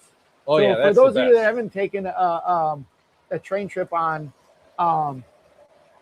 Amtrak, if you have diner or if you have a sleeper car, there's usually dining service, and that's part of the sleeper service. And Because you're first class. right. So to that point, on the way out on the Cardinal, unfortunately, it doesn't look like it's the premium dinner train service that they've got. It's more of a microwave thing. It's still really nice where they've got different dishes, and they serve it with a salad and bread. And they generally, I think you can, with the meals, get a alcoholic beverage like a wine or a mixed drink or something like that. And that might only be for dinner. But on the Cardinal, they didn't have the fancy dining service. But I think on the Floridian on the way back, it's got a diner service with the more traditional nice dining. We this last year took the train from Chicago to LA. We took the I'm sorry. We took the Empire Builder from Chicago to Seattle, and the Empire Builder is the flagship train for. It's their flagship train, and first class everything. And we took two of their flagship trains because we took the Empire Builder from Chicago to Seattle, and then we took the Coast Starlight from Seattle to LA. Right. And both of those had nice premier dining service. It was really, really good. So Robert's wondering if we still have the racing special. Of course you do. Of course you do. Yes, we do. We've got the two racing trains right down here, my friend. General, there's the red rocket. Oh, but it's missing the rockets. Oh no. The integral part of the whole operation here. Oh, it's on the blue. This one, no, the blue one had that rocket, the flare, and I'm guessing. Well, I don't know. Oh, here they are. Good news is they haven't gone off yet. Boom. There we go. All right. So you're going to have slot car racing into that MTH showroom layout. That'll be cool. That'd be really cool. Yeah, yeah, good times, good memories with these old racers. In fact, the genesis of these is when I was growing up.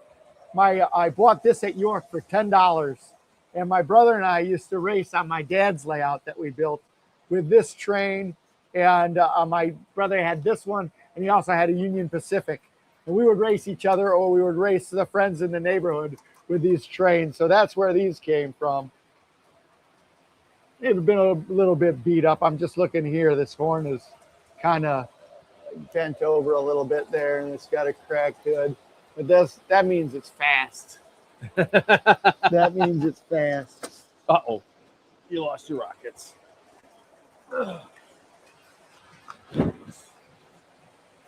Things are just falling apart here.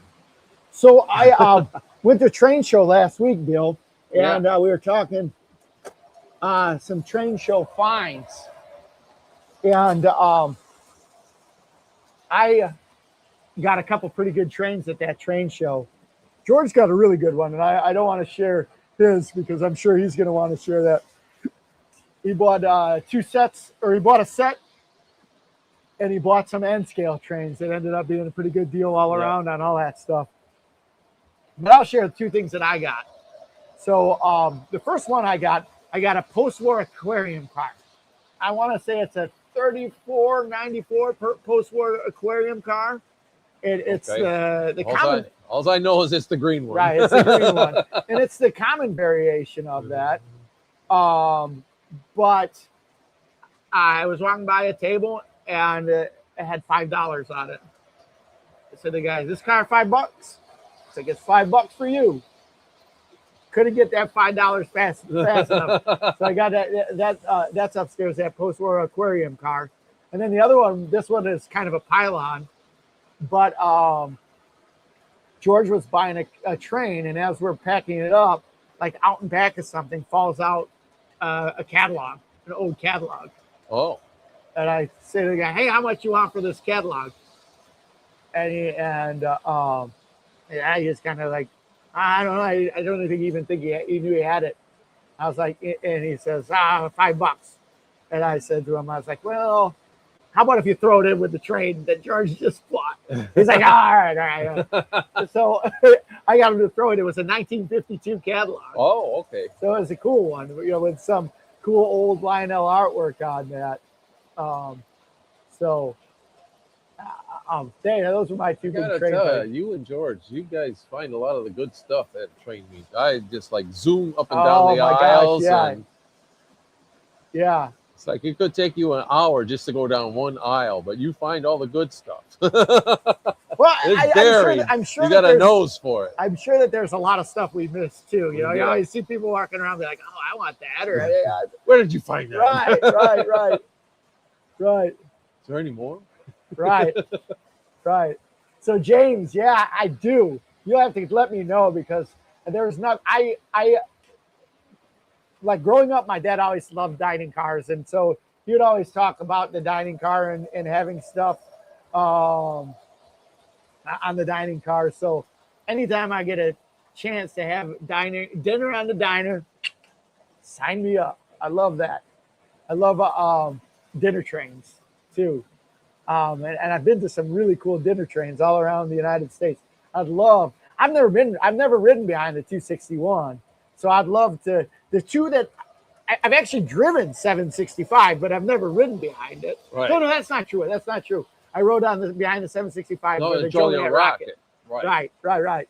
But 611, that's one, the J. I've Okay. always wanted to ride behind that one. I've seen that one. Yes, we're going to York. Yep. It'll be there. And then the other one that I have always wanted to ride behind. I think I saw the tender once when we drove through Duluth. I don't even think I've ever seen 261, but I'd like to ride behind 261 one day too. That's a neat one. I've seen 261 when it come down the triple track. Oh yeah. That was a long time ago.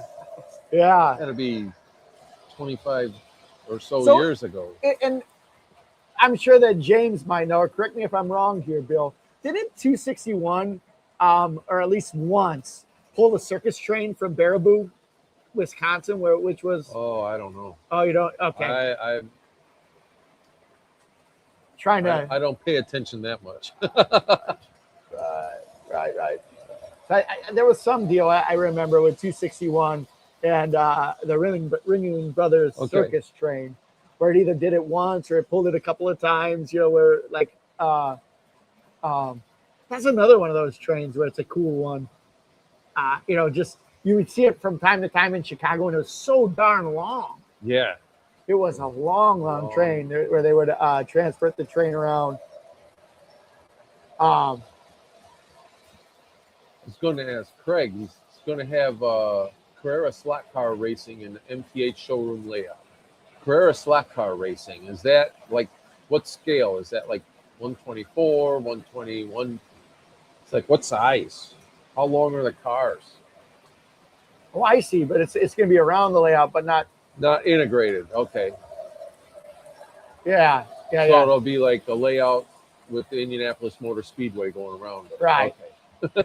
Right. And then the showroom layout's going to be exactly the way it was. Oh, okay. What, did you find a building?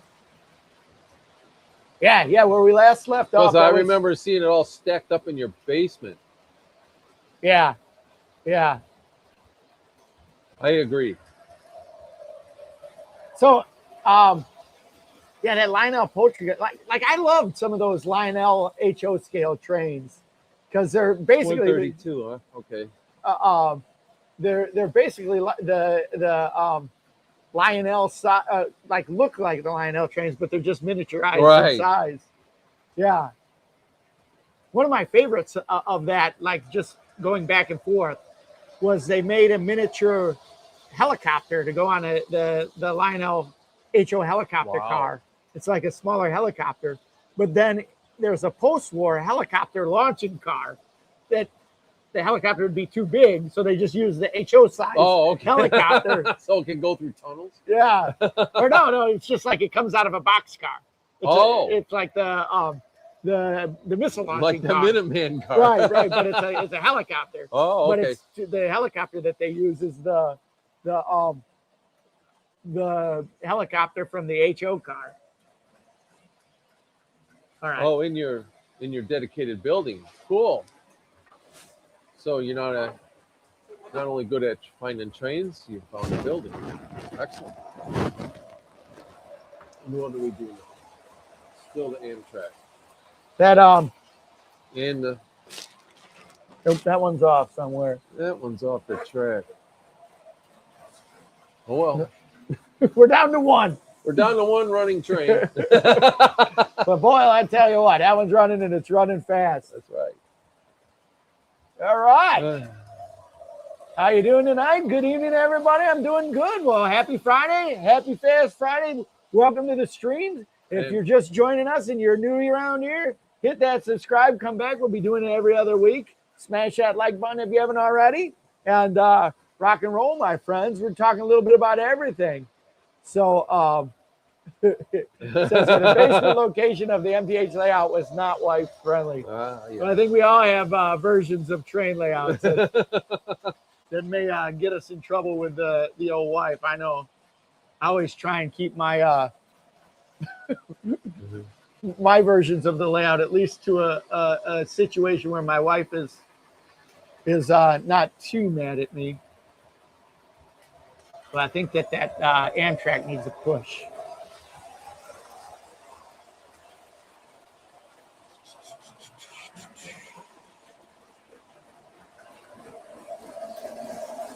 No power.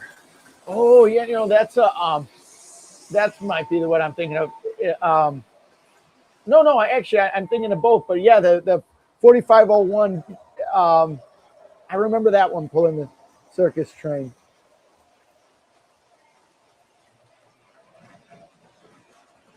Oh man, I think I know what's going to be my next train to sell. These there we go. Mike's Train House Genesis engines here. They've just been giving me fits all night. Kind of a neat set. It just stopped again.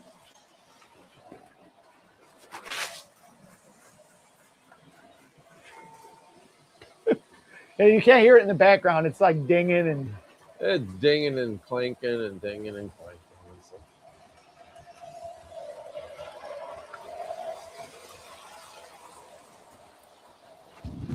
So it takes a special knack to get them going. all right, here we go. I think I got it this time. Nope. Ready? You can't see it over here. I'm watching if there's any movement.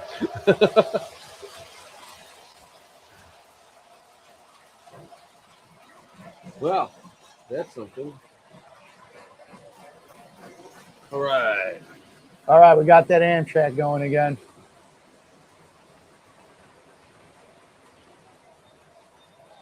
Can't really see that Amtrak that very well. Just catch it when it comes through here, like on the train. Oh.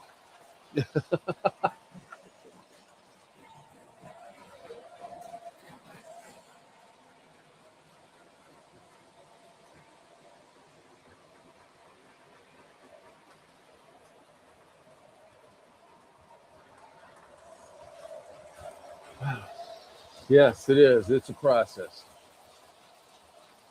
PRR Joe, right on. Yeah, I think it is. Proto Sounds 3 or George has been on that Blue Nami kick. Yeah, he's on the Blue Nami kick. Which is kind of neat. I don't necessarily disagree. Like with the electronics that are out there that are available for Lionel stuff, and if they break, it's getting less and less, and to the point where even some of the TMCC stuff, we've been told you have to bastardize something else in order to get those TMCC pieces. So, yep, I think your choices are either that Proto Sounds 3 or the Blue Nami like George likes. Right. I don't know, man. I get the phone piece, and that's kind of. I always thought that when they brought trains through phones, that would get people more involved. But I think people are really like split on whether they like to operate their trains with their phone or whether they like to operate their train with the remote. with a remote. I know here at the Yes Railroad, on our railroad, we've got the capability to operate with everything. Right, with a remote, Mike's Train House remote, Lionel Legacy remote, a TMCC remote, your phone off of Bluetooth with Lionel, your phone just remote off of your phone. And same with the MTH. And then lastly, we've got the Blue Nami also set up. And we've got a dedicated iPad down here that does it all, but that doesn't seem to be used as much as the remotes are. Let's see here. Yeah, and James. Well, yeah. So you say, well, then you don't necessarily have to use your phone. You can buy a knockoff phone off of eBay and right. You know, you could run it off of that. Once you get the app on it, then you could run it off of that. Right. And so it'd be more dedicated. Right. And so, like what we've done treat here, it like a remote then. What we've done here, and you can do this with I don't know if that I've even got this one charged up right now. But we've got all of our electronic stuff that you can run off of the iPad here if you want to do that. Like I said, with all of the remotes that we've got, all of the investment that we've got in the remotes, might as well use them. Right. So, but like when those break, one of our legacy remotes we're having issues with, and I have no idea how to fix that. And I think it's just one of those things where when those go obsolete, you're going to have to figure out a way to do the same thing that you were doing before on all that stuff. Rip off all the electronics there and just run your legacy engine conventional. Or I want to point something out. This is a very important and germane to what we're talking about right now, Bill. What's the one train that's operating on the layout right now? Conventional. After about almost 2 hours of running trains on the live stream. What was the first one that we got running? The conventional. And what's the one that we've got running right now? Conventional. You sound like somebody that grew up in the 50s, like all the old timers in our. Right. Oh, the heck with that remote stuff, man. Just give me a transformer. Yeah. Yeah. Oh, yeah. Right. So I've got one Lionel HO set. You're right. It wasn't made by Lionel. Athearn made the I think they did, but they're in Lionel boxes. And the one that I've got isn't in boxes, but it's a cool engine. It's a Pacific, I think. And it's a Southern Pacific. And it's a neat set. It's got a Railway Express Agency boxcar. It's got the helicopter launch car. It's got a New Haven caboose. But yeah, it's got some neat trains on there. But yeah, for the period of time, Lionel was hoping that they could get into that HO market. Wow. Yeah. So and it's funny, you know, you go to the one train show that's by us. It's called the Great Midwest Train Show. Yeah. And that one I would say is probably about even mix between O gauge and HO. O gauge and HO, they're the two populars, and there's like one aisle of American Flyer. Yeah, not too much, but there's a little bit of American Flyer there, and there's some N gauge stuff there,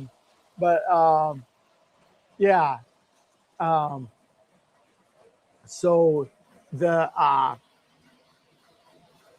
and at the show, though, it's kind of like the price points of all of it. Like George, for a long time, loved collecting HO because HO was at a price point where he could afford. You know, like, all right, I'm gonna buy a boxcar. I can buy a boxcar for $5, or I can buy an engine. Or less. I can buy an engine for $25, $30. Whereas you want to buy an O gauge engine, $30 ain't getting you much for anything. You have to scour for that stuff. And now HO engines with all the sounds and all that stuff, they cost as much as an O gauge engine, for crying out loud. Right. when you think about it, they do the same things as a lot of the O gauge I engines, know. and there's a lot They're- smaller. I know. The electronics in there. Incredibly small. Yeah. Like, I got to tell you, I'm a mold maker, and I have to make things that are really small. yeah, And it's yeah. like, oh my gosh, It's hard. very tedious. Oh, it's hard. Very I can only tedious. imagine. I can only imagine. So that's why I kind of enjoy looking at all the old, the shells for F3s, the Yeah. detail that's in there. And then you have to consider when, I'll be right back. Keep as talking. far as a time frame, when they made the molds for that stuff. And it's pretty crazy. All right. It's going in the back room. Going to dig out something that was on the shelf for 10 years or more. Collecting dust. Oh, man. So I'm back in the workshop here. I'm trying to quickly find my oh, I agree. You can do everything in HO that you can do in O scale. O scale, yes. So, but I was always told that you could do more with O27 track on a 4x8 sheet than you can with a HO, because HO has to have such big radiuses. So I can attest to kind of that. I have a nice hands-on layout at home. Has I think they're 042 curves, Mark's 042 curves on the outer loop, and then 027 figure 8 on the inside. There All right. he is. This has been collecting dust Here on we the go. shelf for a long time. There got it is. some. There we go. Here we go. All right. This.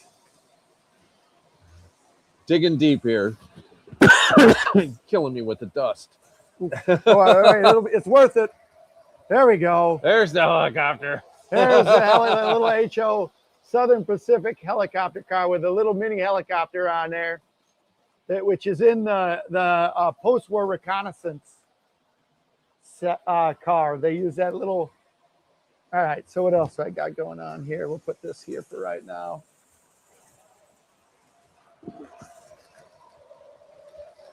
You knew exactly where this was on the shelf. You didn't really have to even go look hard for it. All right. Little Railway Express box car there. Kind of a neat one. Again, it's modeled. I was going to say it's modeled right after the Lionel Railway Express box car, which, like, it's modeled after the regular Railway Express box car. Yeah. So that one's kind of a neat one. Let's see here. Ooh, Michigan Central Gondola. You can't. That one's not much of anything, but New York Central on there. Oh, I got to read the bottom here. Oh, I can't read the bottom. Who it was made by? Yeah, it says Lionel Corporation, but I don't know if it says anything about.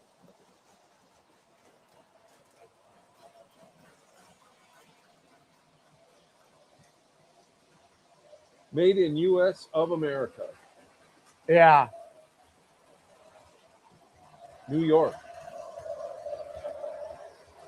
Oh, and then here's the New York, New York. The New Haven USA of caboose. America. Wow. It's got the little rivets in there and everything. yeah. Oh, this is just like those shorty gondolas from Midwest Division 2002 With the cars mold? with and the mold. It's got the rivets on the inside of the. Oh, really? Also,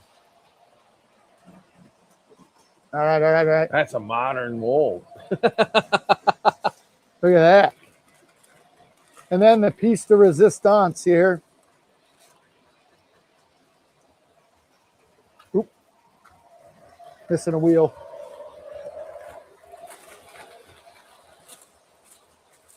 Well, that reminds me of my. That reminds me of my tender There on the we live go. steam. Look at that. Yeah. Oh, it does. Look at that. Big fingers in the way. It does look like your tender from It your. does look like my tender. Doesn't have the water shut-offs on it though. Yeah. So that's my HO collection. my HO. Well, Oh, look at that. There's the sprue right there. That's where the plastic went in. oh yeah. Sorry, I'm a mold maker. I look at plastic stuff like that.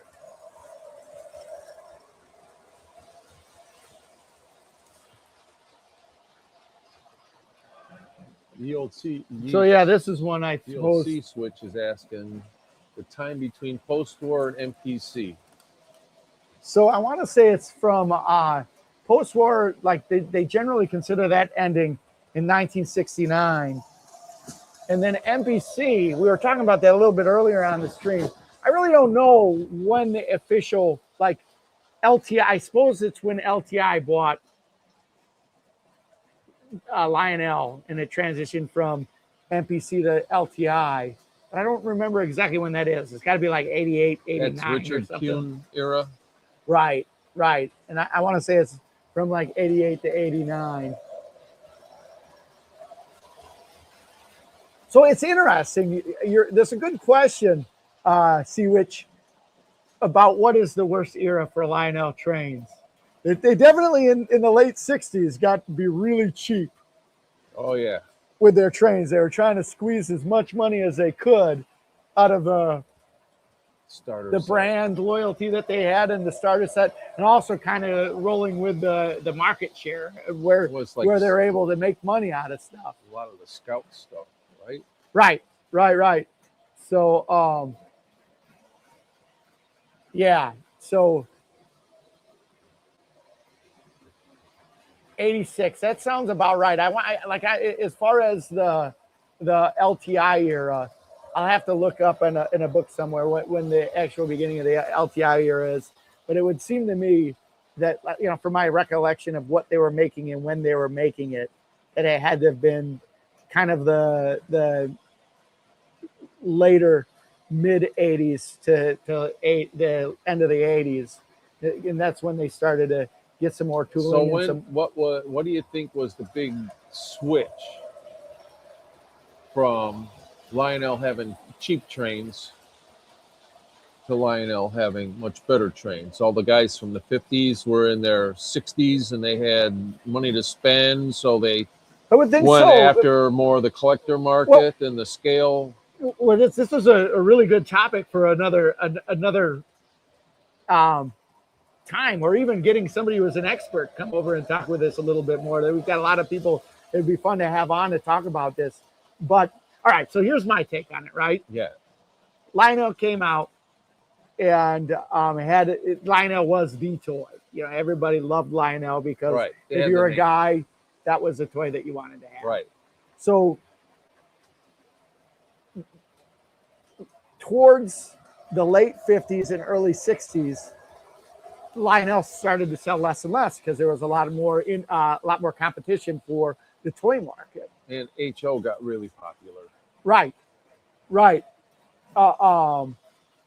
So then anyway, it kind of like started to get the train started to get really cheap towards the late 60s and into 69. Then Lionel sold the company to General Mills. Right. And that was the MPC. Right. And the MPC again was just kind of like just pumping out cheap trains for a while. Right. And then, in fact, and that's kind of what this one is. This Burlington is they were just dressing up in different ways. The same old trains they've been making for years. This is the same old It's F3 from the late 40s. It's just dressed up differently. Right. So MPC kind of did that over and over again. Right. And then Richard Kuhn came in, and that I think Richard Kuhn was more of a collector. And Okay. people in the MPC era were buying a lot of the trains because there was nostalgia about the trains. And not only that, but then when people got older, their value in the trains went up. So people tended to think too that if I buy all of these trains, I'm going to make money by keeping all these trains around, and that wasn't necessarily the case. Right. But then LTI came online, and they started to make some new trains, and that was kind of the beginning of the thought about bringing new operating systems in and new technology involved, and then So Mike's what do you- Train House too. This is what I think Right. happened. Is like Mike's Train House was started. It's like because Mike worked for all the other Right. guys first. He worked for Lionel. He worked for Weaver. He worked for, all these guys, and then he started Mike's Train House. Right. And then, of course, K-Line came along also Right. with the old. They started with the old Kusan stuff. Right. And that And- they were low end though. Right. They were low end. And Williams was involved in there too, Correct. right? And then Right. the low end train, but Lionel didn't really have any competitors. LTI seemed to up the game a little bit, and then Mike's Train House. Mike knew the industry really well. Mike Wolf did, Yeah. and he jumped in and really pushed the boundaries of technology, and he pushed the boundary of it just having a competitor with Lionel. And Yeah. because of that, Lionel had to up their game, and Mike's Train House had to up their game to try and to outdo Lionel. And that was kind of the golden age of things, you know, Right. when you're talking the late 90s. So Williams was Mike's start. That's where he Yes. started. Yes. Okay. Yes. But he was all over the place. He was at I know Williams. he worked for them all. Right. And at Lionel as well. But I do credit Mike Wolf as being the catalyst to Start to push the boundaries more towards Right. scale and higher end. right, stuff. or I mean, at least get Lionel off the fact that they were going to Lionel's market forever was just repackaging the same stuff over and over and over again, repainting it. In fact, I'm sad to say, but it feels like that's kind of the same thing that's happening anymore with Reissue. just, things just being repainted and redone and again, or putting new electronics in the old stuff. Right. Taking a big boy and making it a daylight. Fancier one, right? A daylight. Right. Really? And there is some new tooling, but even some of the new tooling is just like the Mike's tooling that's been redone. Right. So Oh yeah. It Right would- away. Yeah. Right away. I have an engine from them. That guy was crazy, but yeah. Creative. I want to say he took and made, articulated engines, articulated differently than real. Actually, both engines yeah, right. pivoted. I should Right. bring that one over. That'll be my next one to bring All over. right, all right. Double pivoting, huh? So, He made that big giant transformer too. I forgot what the name of it Oh, was. yes, I got it. that Like, was it a was like- big monster, heavy thing, like 275 watts. That's nothing. we got We're gonna make the lights dim with no, this. and they both made some really quality trains, and it's kind of neat that era, and looping that back around. Like right now, it's just Lionel and Third Rail. They're but it always feels like that's kind of like in a market, two different markets that they're going with, where Yeah. Lionel and MTH were going after that same market. My son disagrees with me. George disagrees and thinks that Third Rail and Lionel are kind of going after that same market. But in my opinion, the Third Rail price point is a little bit higher than the Lionel price point. I'm not saying that the Third Rail stuff isn't. It's a higher end piece. There's a higher end The quality detail and level brass is and really everything high. like that. The detail level, but is it's really also a lower amount of output that they make, high. Right. and thus a higher cost. Yeah. But I think that's all going to collide it, or not necessarily collide, but it's. I think the more manufacturers you have, obviously, the better it is, because Oh yeah. they're As competing far with each for other the and- consumer, you bet. So Weaver Tooling is the Lion scale they are producing now. Right. The stuff. There's that's in the movies United- on the Weaver Tooling, like how it's made. Oh, That's yeah? Weaver Tooling that they show on the YouTube how it's made. Right. I had the opportunity to go there. The first time I went to York, I stopped. I'm like, Weaver's around here somewhere, and I rode down to Weaver, and they gave me a tour of the whole building. It's really nice. Oh, really? Yeah, it was That's kinda really, neat. He was a really nice guy. Whenever I go to a train show, I don't look for Lionel boxes. I look for K-line boxes first and Weaver boxes second. Good So stuff it's there. like, there's some good stuff in there. Yep. Definitely good stuff. Well, listen, everybody. I have to tell you, we're pushing a little bit after over 2 hours here. Wow. We've been going on strong. I appreciate everybody coming. I appreciate everybody being involved with the stream. If you're new around here and just watching, please subscribe because we're going to be doing this every other week. That's right. Or That's at the least plan. trying to. That's the plan. And if we have George with us sometimes, that'd be cool. But if he's not here, we'll try and carry on without him and honor the GFW train brand moving forward. And I appreciate everyone enjoying the hobby with us and being part of the hobby and being here, coming and hanging out and talking trains. So without any further ado, please keep that conversation rolling. Please support each other. If you got YouTube channels anymore, go watch our YouTube channels. Support us by subscribing or hitting that like button. And yeah, man, let's keep this hobby rolling. Let's keep this headed up. So thanks a lot for joining us this evening. Have a great weekend, and we'll see you around the roundhouse. It's all right. Don't let the caboose hit you on the way out. All right. Good night, All right, everybody. Have a great weekend. Thanks for hanging out with us. We'll see you. Thanks.